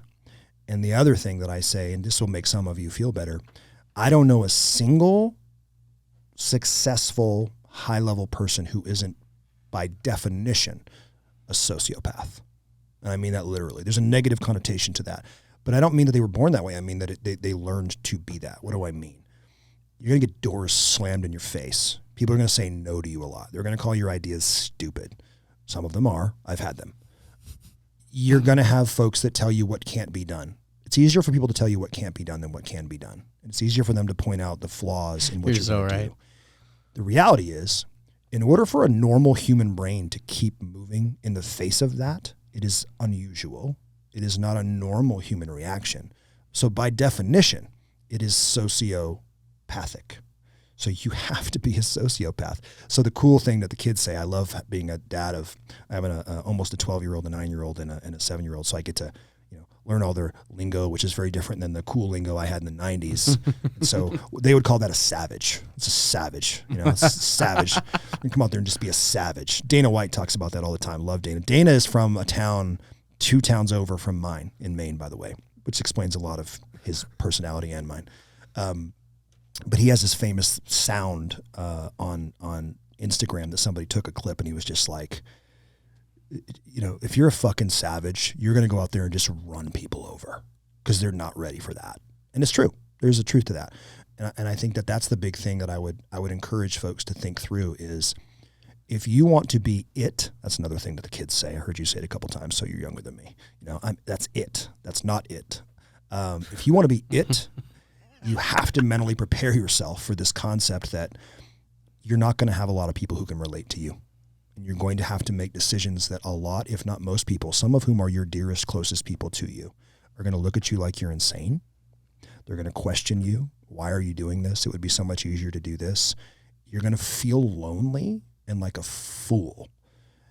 And deep down, you're going to know damn well that you're still right. And you're going to keep going. And then eventually, it's a war of attrition. You're going to succeed. You will. It's just a matter of how often you're willing to fail and the level of which you're willing to humble yourself. The best people I know are entrepreneurs because we all understand each other. And the folks who pretend that it's all rosy and easy all the time, every single time I hear that, I know you're not really about that life. It's almost like a fist fight, we all dress well, but the reality is I think Eddie and I could probably get down in a bar if we had to take care of some business. I'd fuck some people up, bro. Just saying, like I was a championship wrestler. You don't want to fuck around. You don't want that smoke. Nah, I'm good. So I just wore the headgear so you can't see the, the cauliflower ear. But there's a parallel there, like you got to have a little bit of that dog in you. And I don't mean that to be a masculine thing. There's a lot of women I know of. Amber Spears is a friend of ours, and she's one of the most badass women I've ever met. Just incredible, incredible businesswoman who makes it through all kinds of adversity and just crushes. And every time I talk to her every week, and every time I talk to her, it's, well, this, and this happened. And there are things that would cripple most people. And I was like, dang, like, what'd you do? She's like, I just kept fucking going. I was like, I love you. If I wasn't married, I'm telling you right now, like we would be it. And she's like, probably not. but that person, that's my person, because those are the people that get me. And if you're that, I don't know if you guys have experienced this, but it can be difficult to have normal conversations with everyday people because there's a point at which you're just like, I don't want to be rude, but I don't really give a shit about anything that you guys just talked about. Like, no, I haven't seen Game of Thrones ever. I don't care. I don't do that. I'm out here trying to be a savage and crush and build empires and make impact. Like, I don't have time to talk about this bullshit. And how do you feel about that with like relatives that you might have those type of feelings with relatives? And after that, I have an M&A question because that's what I want to fucking ask you about. Let's go. Eddie wants to get that M&A in. So, yeah, it's the crab thing again. And here's what I'll say, because you can make this really negative. I sincerely don't believe that most relatives, friends, whatever, in your circle, you are the sum of the 5 people you're around. That's true to an extent. I think people go a little far with it. You don't need to start cutting off people who were there for you the whole time and love you. I think that just makes you an asshole. Yeah. But I do think that people mean well, but they're just not in a position to give advice about certain things, and they don't realize it. And they want to provide value to you. Yeah. And so they'll try to give you advice, but they'll give advice in an area that they're not qualified to give it. And I do it too. Can I give business advice about almost anything? 100%. I'm your guy. Can I give advice on being a father and a husband? I think so, because I've made the mistakes and I've had the successes and I've had the W's, and I don't bullshit around with any of that stuff. Should I be giving advice for people on how to have a bodybuilder physique? Probably the fuck not, because I haven't done it. You fooled me. Yeah, I haven't done it. I mean, I've got full on damn near dad titties that I can tell you exactly how to get. It's all about the amount of calories you eat versus the amount of, energy expended. And as long as your energy expended is lower than the calories you eat, you can have a physique like this. But I'm not giving people advice on that because I'm not in a position to give it. But the reality is there have been times when somebody was trying to make a fitness journey and I just wanted to, in my own way, bring value to that conversation. I'd be like, we know what you should do. And as soon as I hear myself say it, I'm like, fuck do I know about what they should do? I mean, unless it's like crush a whole bag of Cheetos, the hell am I going to say bring this conversation? It's all about caloric deficit. Never had a caloric deficit in my entire life. So to your question, I think that's just, I think that people vilify, and it's really popular right now on social to vilify the support system that got you to where you were. And there's a difference between if you come from a toxic background. I think a lot of athletes end up with this, or musicians. And one of the businesses that I'm involved with has to do with artists and musicians. And the circle that they find themselves growing up with is not always a circle that they should continue to be around, literally for safety purposes. Yeah. And some of those people end up becoming sycophants. The most famous example of that is MC Hammer. We had like 76 people on his payroll that did nothing. And that was his boys, and they were not a good example. That's not what we're talking about. But yeah, what's your M&A question, my friend? So funny. Well, one thing about the circles I think is important. Here's something I feel like I've done well. You can have multiple circles, each one with different interests and expertise, right? So like I have friends who are like all about fitness. That's like a fitness circle that I have. Or I have friends that are all about business. That's a business circle that I have. I have friends who are all about music. That's like a music circle that I would have, and I would have my surrounding 5 people in that space, or like Andrew for creatives or for concerts and music festivals, that type of stuff. Like I have a circle of people for that kind of stuff. You know what I mean? Not one circle fits all your needs that you need. And I think you need to be a little bit more holistic in how you approach your relationships. You know what I mean? I have people that I only talk business with, and I have people that I only talk relationships with, and I can't. And you have people you only talk football with. I have a few of those circles, maybe too many on that side. But the thing is, like, I some of these people who I talk relationship stuff with, I cannot for the love of me talk business stuff with. We're not even like. And the reverse, because a lot of business people have the shittiest relationships. And like it's clear, you know what I mean? And I don't need to ask them for. I mean, I guess sometimes I still ask them for advice on what not to do. And I was gonna say, like a dude giving you advice, and you're like, "Bitch, you're on your 9th wife." Yeah. Like I don't feel like we're the same. But he's got to have some lessons too. Right? Exactly. For sure. Tell me what your instinct was each time you were about to get a divorce, like and what? that way I'm gonna know what I should not do. That's exactly it. So my M&A question, to kind of wrap this all up, one thing I want to add, I asked you like when is time to sell. You gave me a lot of different answers, but why would you sell? For me, just to contribute to people here listening, I view it now as a way to buy back time. If you can like get a 6x multiple on your annual EBITDA on a company, that's 6 years of time that you're buying at once, cash up front. Yeah. Not even about the money, just the time, right? It's like I could work 6 years for this, or I could just like. And those 6 years might be great. You might enjoy it. Like we might grow, we might double. Yeah, you know what I mean. Likely will if I'm running the thing. So that's one thing that's important. But I want to know, like, all that aside. Yeah. I'm like, dude, I want to exit. You're a CEO of a brokerage. Yep. Like if you can't help me exit, I don't know who else can. So what are the metrics that I need to look for? Is it like, what are the most important things? Obviously every business is different. Do you have recurring? Do you not have recurring? Blah, blah, blah. There's a million different pieces, but like, what are some key KPIs that investors are looking at from a high level, like revenue per head, total cost per head? What are these metrics that they really look for in an exit? LTV of customers? Like, I don't know what it is. I know it's different for an e-com store, an agency, whatever, but if you could just generalize it a little bit and help me understand, so that when people are listening, they understand, like, if I want to exit in 4 or 5 years or 10 years, these are the things I need to start kind of like looking into and keeping track of and understanding what they are, so that I can increase the valuation of this company when I do that. Yeah, that's a really easy question to answer, and it's really universal. So I've represented folks and sold businesses myself, and everything from e-com, digital, and sort of the agency space to home services to shipping and logistics to medical device companies. And the universals are can I tell a clear, compelling story with the financials of the company? Does it make sense? Does it pass the eye test? Does it pass the sniff test? Does it, when I look at what the company is, can I clearly look at the revenue and the flow of money and kind of get at least a basic understanding of what's happening? And is it cloudy? Am I not really clear what the revenue percentages are? Like, what, for every dollar I spend, what am I getting back? Is that murky? Who are my customers? Who do I clearly serve? Are those customers likely to remain? It doesn't matter if it's an actual person or if it's a company, it's still the same. Is that someone that I'm likely to continue serving? Are they likely to continue to have that need that I'm filling for them? So that becomes a sustainability question. So it's sustainability. Is what you're doing sustainable, or is it a fad? I've had to say no to folks to sell their businesses, and I'm going to give you two very specific examples, and this audience is immediately going to understand.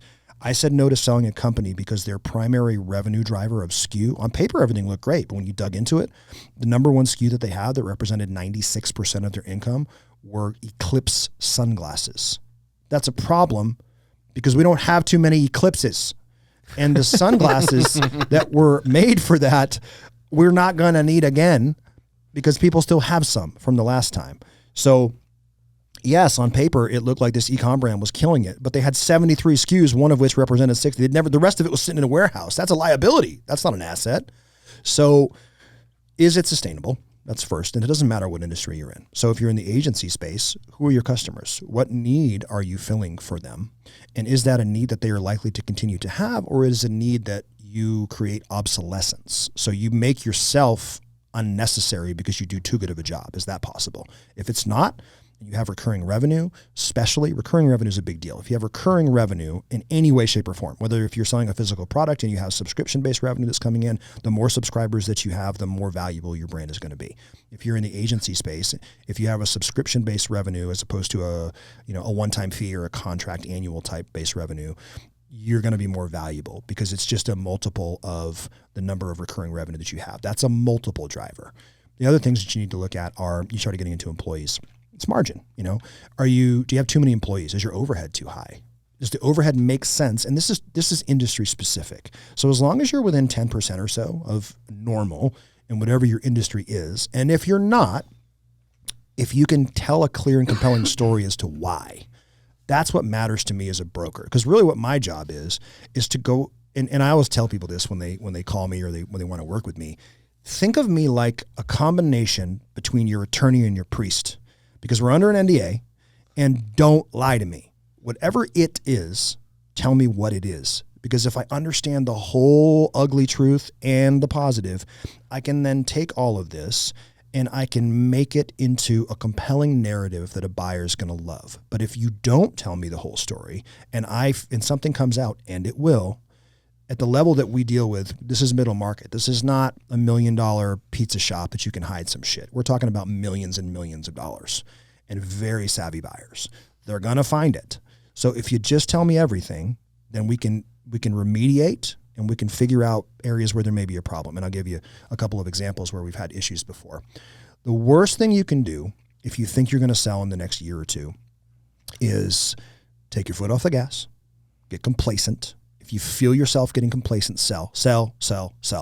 Because what's going to happen is your staff, your employees, your organization, they're going to feel your energy and they're going to start to take their foot off the gas. They're going to be rudderless.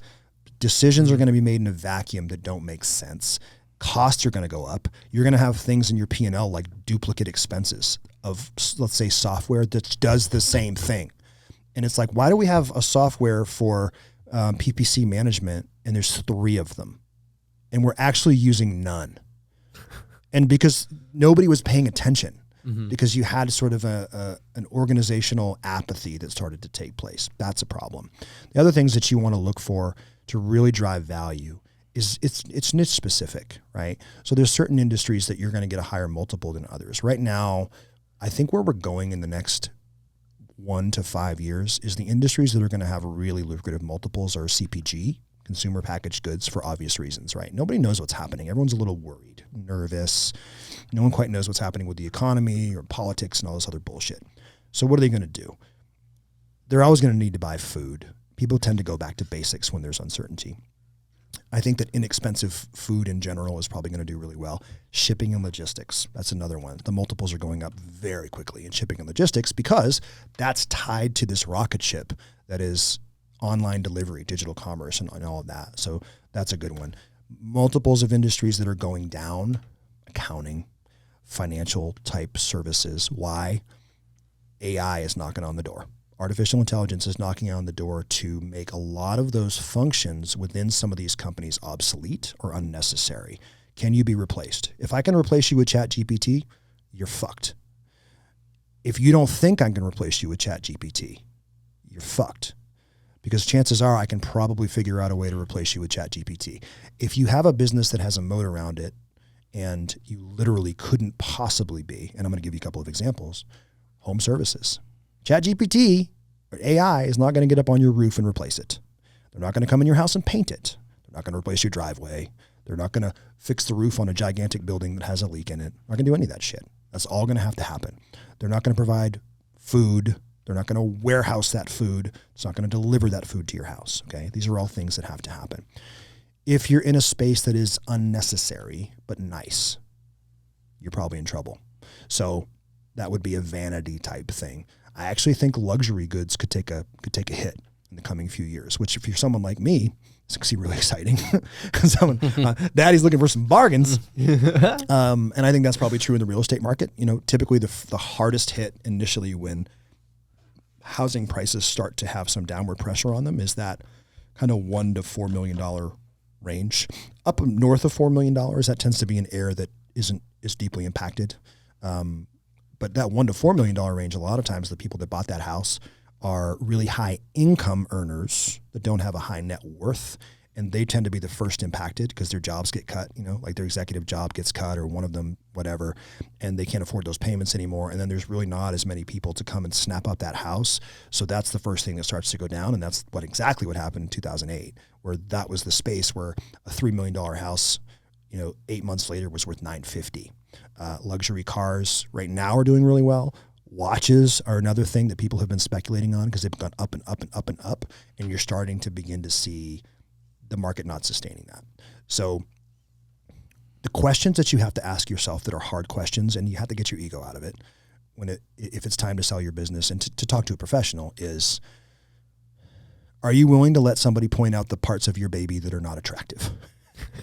Or are you going to get pissy and say, well, I know he's got big ears, but he might be able to fly with them. I mean, like we don't need our babies to fly with their big ears. Okay. We just need to address the fact that the baby has big ears and that somebody who might adopt your baby might notice that the baby has big ears, and that's okay.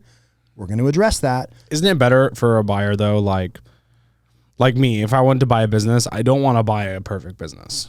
You know what I mean? I want to buy a business that I see 3 to 5 things I could shift in that could double the revenue or the profit of this company. Fixer-upper. And that's why I want to buy it. Like I purchased a business right now in Helen, Georgia. I'm sure you're familiar with Helen. Of course. So the Swiss capital of Georgia. Yes. So basically, it's like a family entertainment center. My family's in that space. Love it. And I noticed like a million things from the marketing side and from the internal like revenue upselling side that are just completely lacking, that I know if I just touch from a computer, not even like got in person, if I just like spend an hour a week on a computer, I could probably triple this company, like to that extent. That makes it a super attractive buy for me, because then I'm like, okay, this is something they don't see. So technically this business could be worth 3-4 times what it is today, tomorrow, just because I can come in and make these changes and turn it into a completely different company. And I don't know, I feel like as a buyer, isn't that what you usually look for? Like, I don't want to buy a business that I can't figure out what I could do better in. Great question. The answer is yes and no. You and I are very similar. We are what I would call an opportunistic strategic buyer. So what that means is you and I are looking for the areas where we can value add. And because if we can clearly see the value add and we understand that we can buy it at this and then make it work this, there's an arbitrage between those two numbers. That's where we made our money, right? It's based upon our unique skill that we bring to the table. It's not so much about the capital we bring. Yeah. Here's the difference. A PE firm, for example. They just bring money. Well, and they want predictability. They do not, what they don't want is unpredictability, and they don't want any warts at all. And they're going to put you through, and just so people know, if you're of a certain level and you plan to exit, and if I represent you or somebody else does, and you're going to exit to a PE or a hedge fund, what you need to understand is that you're about to go through a proverbial colonoscopy for the next 3 to 6 months of your life. And that is what it's going to be. The end result is often worth it, but it's going to be very unpleasant while it's happening because they look at everything. Why? They want to make sure that there's nothing that is going to surprise them at the end of this transaction, because the moment that you close on that deal, theoretically, a lot of these have tag-alongs where you're going to stay for a year or two, but you're mentally, if somebody strokes you a check, let's say it's a $10 million total purchase price, and they strike you a check for, $4 million of that, and you've only been making $250,000 a year, that's game changer money to you. And the truth is, your level of motivation the moment you get that money is going to immediately be different. Your level of give a shit is going to immediately be different. And they know that. Why? I still got another $6 million tied up in it. You do, but there's a weird human nature thing that happens where people get the money up front and then they don't think that much about it. It's the same reason that in the life insurance business, somebody may have, somebody dies and there's a long annuity policy, let's say that's worth $5 million. Well, why in the world is there a viatical industry? Viatical industry is where somebody will come and they'll notice that you have a $5 million payout. It's not just life insurance. It's also lottery or whatever else. And they'll say, hey, you're going to get $5 million over the next 25 years. We'll give you $1 million right now. Look at that $1 million. Doesn't it look good? Look how sexy that $1 million is.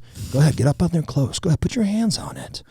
And a lot of people take it. They'll take the $1 million because it's immediate gratification. So the same is true with that type of an exit, but the level of detail that those companies want to go into, because they're accountable to the credit facility usually, or the fundraise, or the goals, or whatever, the investors that gave them those funds.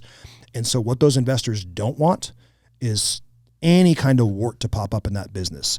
They don't give a shit if they're paying 4 to 7 times, as long as they know exactly what's likely to happen. They know exactly the growth rate that they're probably going to get. They know exactly the margins. They know, here, big thing, supply chain. I didn't get into this earlier, but supply chain is a big deal if you're in any kind of a consumer business or any kind of a products-based business. If you don't have your supply chain locked down with redundancies built in, and you don't have you have multiple suppliers who could immediately start producing what you had, that's going to be a negative impact on your multiple because it's risk. So ultimately, any area in your business where you can identify risk, or ideally someone like me can come in if you can't and say risk, really big risk, not a big deal, huge risk.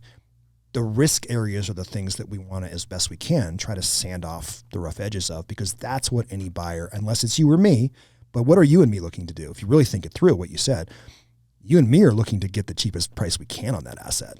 Like, that's what we're doing. We're trying to get the best deal we can, and we're going to try to drive down that price. Not necessarily. I'm technically, like you said, trying to get the biggest spread. Yeah. It's not about the best deal on the buy necessarily. I could buy something. That's a good point. For example, this building, I bought it at 90% of value. Yeah. You know what I mean? Current value. Yep. But current value is much different than future value that I perceive for it. You know, that's a great point. So it is the spread. It's not necessarily about the deal. Yeah. So to your point, with spread, with institutional investors at larger numbers, it's not as much about the spread as it is, not the spread that we think about, not the spread between what now you can, and future. What you can do to that business. Their spread is actually more about how does this play into usually the portfolio of businesses that we're putting together. And then when we go to sell that to a much, much bigger monster, they're not going to pay a multiple of EBITDA. They're going to pay a multiple of revenue because they're publicly traded or they're enormous. And they're responsible for increasing EPS, earnings per share. And as long as your stock price and EPS line up, that's where you start having folks that have no problem giving you 30 times your revenue because they can justify it. So really, the spread that they're looking for is entirely different than the one that you and I would think about because they're just much bigger players. Yeah. That's cool. So from a tax standpoint, let's just say I wanted to sell a company I owned and it's $100 million. Mm-hmm. How should I start preparing from a tax standpoint? You know, I see friends who live in Puerto Rico for 6 months for out of every year for 2 years. I have friends that have houses in St. John's Island, whatever. You know, there's a lot of different things. I know your venture group is very, you know, highly educated in this kind of stuff. Yeah. So like, what does that look like? You know, if someone wants to sell a company for tens of millions of dollars, dude, like to me, you know, call me crazy. Like, I don't think it's worth it to save hundreds of thousands a year to go live in Puerto Rico and like have the inconvenience of flying back and forth if you want to, all this stuff, if you really want to live here, you know what I mean? But like to save $30 million on an exit, Yeah. I'm packing my wife's shit and putting it in the car. You know what I mean? Like I'm just How's your Spanish, mamacita? Let's go. So I mean, seriously though, like how do you avoid those things? Cause like, I think that's the thing a lot of people don't see. Like you sell a company for 10 million, you really keep 6. You know what I mean? You're keeping 6.5 mil on the 10. It's no, on 100, you're losing $40 million. It's a lot of money. It's like life-changing amount of money that you're just losing on the transaction. So like, what do you find as like cool ways that people offset that? So the disclaimer that I always have to give is that I am not a tax professional and my advice is worth exactly what you just paid for it. But we're charging for this podcast. That's right. So I've done a lot of deals. I've made a lot of exits. And more importantly, I'm very fortunate to have a network of folks that have made some wild exits. And Ventures does give me an insider's view of the types of things. So in general, there's a few different avenues. One, you need to have an incredibly competent tax attorney way before you're thinking about making an exit, because there are some things that you can do before you make an exit that will set you up for less likelihood to pay inappropriate tax. And so I'm a huge proponent of aggressive tax mitigation. Okay. That's legal. Aggressive tax mitigation is completely legal, and it's what 1% does. Tax avoidance is not the same thing, and it is illegal. That's not paying taxes that you really should pay. The delta between those two things is simply the level of quality time that you spend preparing for whatever it is that you're about to do, and the caliber of advisors that you bring in. So you need a really great tax attorney. The thing that a lot of folks don't like the sound of, but actually often makes more sense when you start to get into those numbers, it doesn't always make sense to take the most amount of money up front. And a lot of folks have a hard time with that. Like, no, I want all my money now. Well, okay, well, think that through.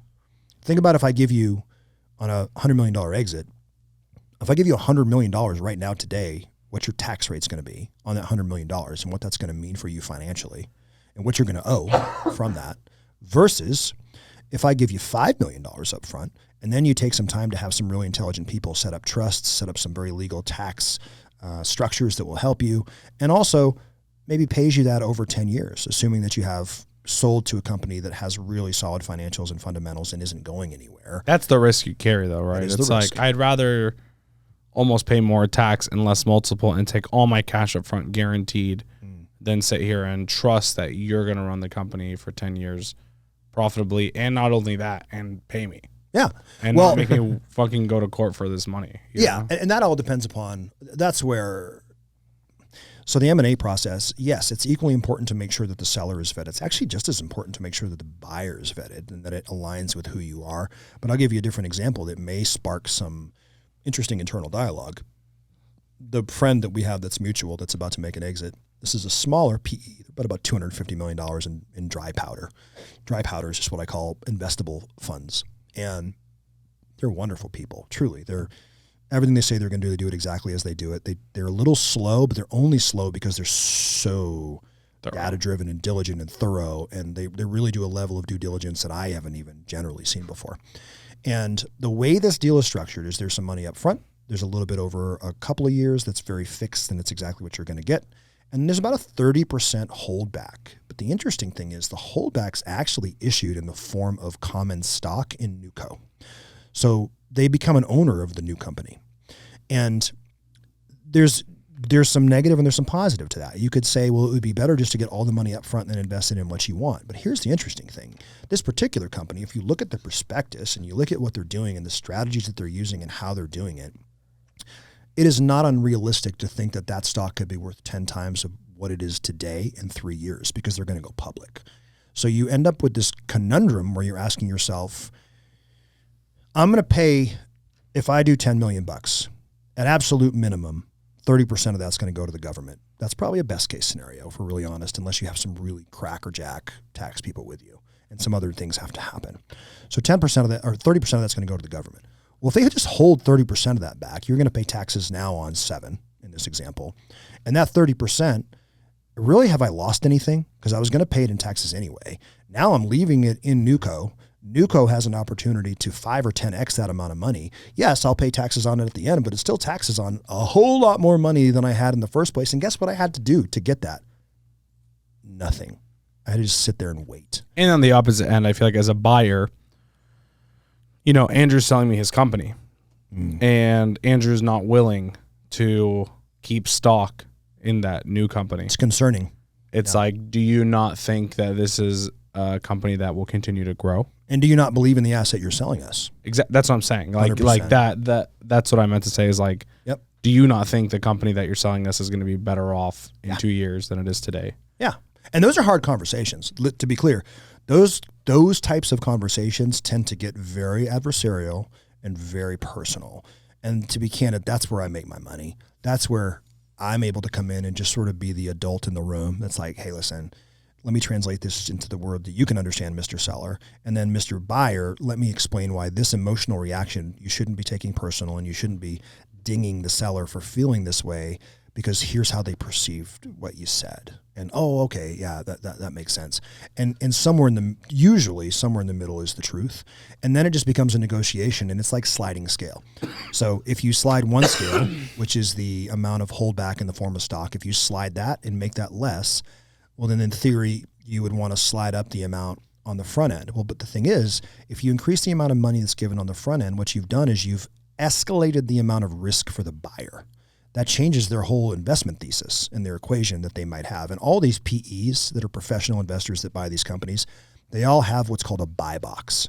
And the buy box is, and I have it for all kinds of folks. And the buy box is, here's what we're looking for. Here's the industries we're interested in. Here's the specific EBITDA that we're looking for. Here's the types of businesses that we will and will not consider. These are automatic no's for us. These are right in our strike zone. We love these. They all have a buy box. So if you get too far outside of certain deal structures and parameters, you've just essentially removed yourself from that buy box sometimes. So that's where you have somebody who's just been there, done that can look at it and say, hey, and this is why I'm going to tie this up in a bow. So this is why when I said, and it sounded like a politician answer when I said it depends on who it is, but it's the truth, because the reality is who I would sell Eddie Maloof's business to is different than who I would sell JB Brown's business to, because we may have different end goals and outcomes that we have in mind. And I could take the same business and I could sell it to one of 3 buyers. 2 of them might not be right for you based upon what you want. And knowing, for example, if your biggest risk red flag is that you're concerned about holding equity in a company that you do not have direct control over, well, I know that these 2 companies are going to absolutely insist that you hold some equity, and they're going to view it, like you said, as a red flag that you don't want to have equity, because that's going to make them think, okay, there's bodies buried here. Where are they? Why does this guy not want to stick around? When in reality, it's just the way that the risk is managed in your mind. So I'm immediately going to discount these 2, and they're never even going to see your business. Does that make sense? Mm-hmm. Love that. Cool. So I think we're at time for this. So I have a question for you, because this is how we end all our podcasts. And I think you'll give a very wise answer. So basically, if you had to go back, give, JB or other person who's in their like mid to young 20s a fortune cookie with one piece of advice that would hopefully kind of shift their perspective on life, whether it's mentality, whether it's actionable advice, like just one thing. And there's no limit to the characters or anything like that, like an actual fortune cookie, but like just one piece of advice that you think could help them or shift their perspective and just have a better outcome in life, what would that thing be? And that's a huge relief. I thought you were going to make me put it in like haiku form. So that's something. And give me random numbers on the back. Exactly. Fortune numbers of fortune for your lottery ticket. It's actually really easy for me, because I think about this all the time. If I could go back and give myself advice, the truth is, for me, I wouldn't change a damn thing, because I believe in this concept of the butterfly effect, where if I went back and changed any one thing, I wouldn't have the life I have now with my friends and my kids and the impact I get to make. And I truly love what I do.